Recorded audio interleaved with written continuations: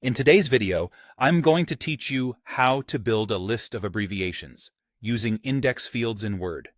We'll use Word's built-in index feature to scan your document and compile a clean list of abbreviations, complete with the pages where each one appears.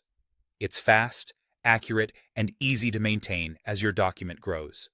Start by selecting the abbreviation right in your document. Highlight the exact text you want to include in your list. Consistency matters here. Decide whether you want the abbreviation with or without periods or punctuation, and stick to that form so your list looks professional. If your document uses multiple versions, you can repeat this process for each version you want to capture.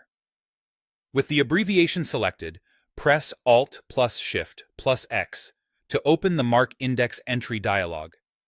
If you're on a device where that shortcut doesn't work, you can open the same dialog from the References tab by choosing Mark Entry. In the dialog, make sure the abbreviation appears in the main entry field exactly as you want it listed. This field is what controls how the entry will show up in your final list. Now choose whether to click Mark or Mark All. Mark will add an index field for just this one occurrence. Mark All tells Word to find and tag every exact match throughout the document. Mark All is great for uniform abbreviations, but it matches only identical text, so variants like different capitalization or punctuation may need their own marks.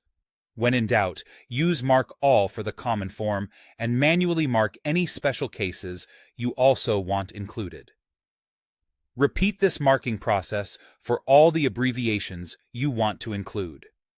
It can help to move through your document from start to finish, marking as you go so nothing gets missed. Next, place your cursor exactly where you want the list of abbreviations to appear. Many people put it near the beginning or end of the document, but any location is fine as long as your cursor is there. Go to the References tab, select Insert Index, and choose your formatting options.